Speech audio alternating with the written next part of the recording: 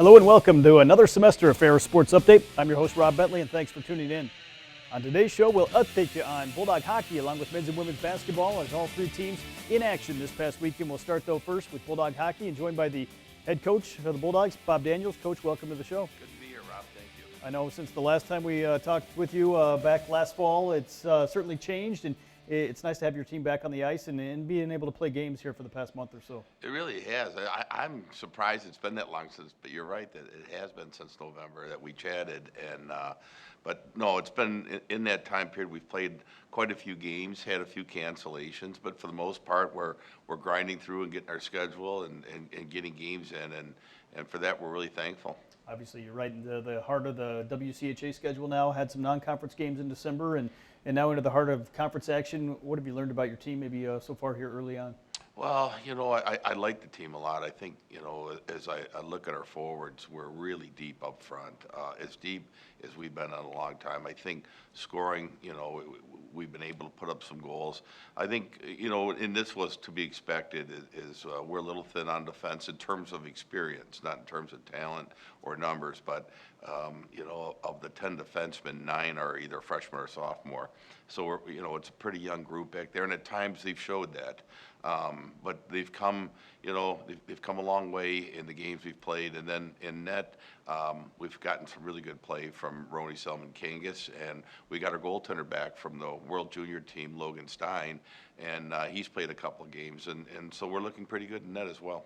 Obviously, this past weekend, you took on Trine University, non-conference game, and kind of a schedule change with Michigan Tech having to back out this past weekend. How nice was it to find an opponent to play? It was great, and we were on our way back on Sunday when we got word.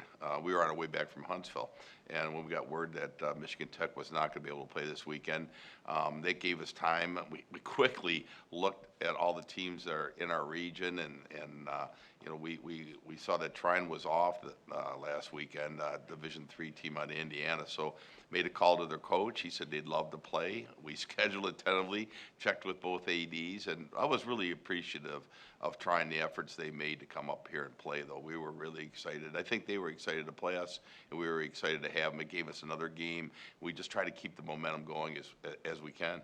As we go to some of the highlights of the contest, obviously nice to have some fans, some limited fans back in the building as well.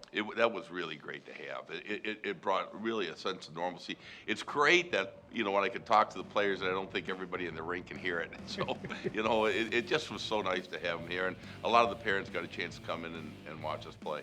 Obviously, got off to a great start, 3 goals we'll see here in this first period, and had a 17-4 advantage in total shots here in the first period. Yeah, you can see here we're at the halfway mark of the first, just about when we score our first goal. And, when you get that many chances early and you don't capitalize, I started getting a little bit nervous. And in that time period, Roni was tested a couple times and made a couple big saves. And, he played really well at the beginning of the game, and then they had some opportunities at the end of the game, and he certainly earned the shutout on Saturday night. Obviously, we saw the first goal from Jake Transit, then Ethan Stewart with a goal, and he's a guy that's been playing well for you. He has been. Ethan Stewart, I think he had 3 points in the game. He's tied for the lead on our team in scoring. He's playing great both ends of the rink, offensively, defensively.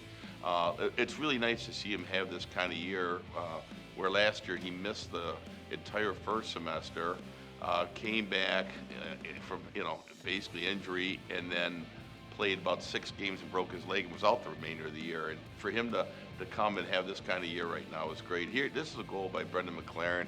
Really, it was good to see him score a goal, and it was quite a shot. I was going to ask you, how nice was it to have production from a lot of different guys in this game in terms of scoring? It really was. We only had one player, I think, with 2 goals in the game. Here, this is the player here, Ethan Stewart, that we were just talking about. That's his 2nd goal of the night. But it was nice to see the scoring spread out throughout the lineup. Obviously, you got the goal scoring here with 6 goals in the first 2 periods, but you also got some good defensive play as well. We did. I think on the night we gave up maybe 15, 14 shots, maybe less than that even. A couple of them, as I mentioned, though, were grade A chances, and that did test Roni, but for the most part, we were pretty stingy defensively. In this game, gave a number of our guys a chance to score goals and develop some confidence. I thought Trine played really hard. They were big, they were strong, they played very physical. You can see here late in the game they get a couple opportunities, and Roney was full marks for the shutout. You mentioned confidence. How much does that help a young team in terms of gaining confidence with a win like that? I think it does. I think, you know, they do gain confidence.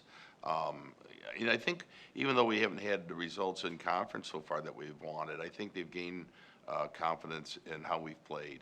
And we've played pretty darn well. We deserve really a better record than what we have right now. And so I can see the confidence building. Now it's a matter of, you know, continuing to play games and maturing. Obviously, now you start a long road stretch here for the next couple of weeks, back-to-back trips at Minnesota State, one of the top teams in the country, and then at Northern Michigan the following week. Yeah, both those are going to be tall tasks. Minnesota State's really having a great year, and they're a really good team. You know, depending on which poll you're looking at, but they're a top 4 team in the nation. I'm serving on the NCAA men's championship committee this year, and they're certainly a team that's on the radar to be a selection for the NCAA tournament, and they're gonna give us quite the challenge, and we look forward to it. We're pretty keen on playing them this weekend. Obviously, with some of the rescheduled games, then you've got a bunch of home games coming up here in the month of February to kind of close out the regular season. Yeah, we do. We're going to have a couple with Michigan Tech. We'll have Lake Superior State in, Bemidji State. So all good games against good teams. And, you know, it's kind of nice to get back on the road. Maybe we can knock out 4 road games here in the next 2 weeks. And then, you know, pretty much we're at least for conference play, we're back home. We do have a series at Michigan Tech later in February, which is their Winter Carnival, which even though it's not conference, there'll be a lot in the line there because it is Winter Carnival there.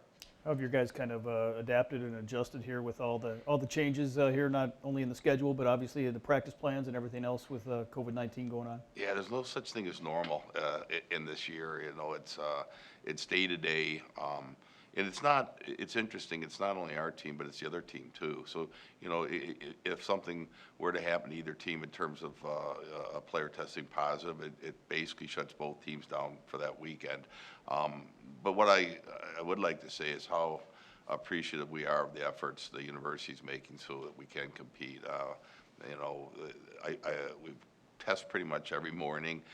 There's a lot of people from the pharmacy department that are volunteering their time so we can get those tests in. You know, all the administrators from, you know, Perk and VP Bachmeyer and President Eisler have really gone above and beyond to see that we could have some semblance of a season. So, you know, if at times, you know, you start, you stop, it's just all part of it. And I said when the year started, we've got to be fluid and flexible as it goes on. And I think we've done a pretty good job in doing it. And you just make the most of each day that you're allowed to be on the ice, and we go hard from there. Well, Coach, thanks for being with us here today. Best of luck this coming weekend, and we look forward to talking to you again soon. Great. Thanks, Rob. We'll be back with more Ferris Sports Update right after this.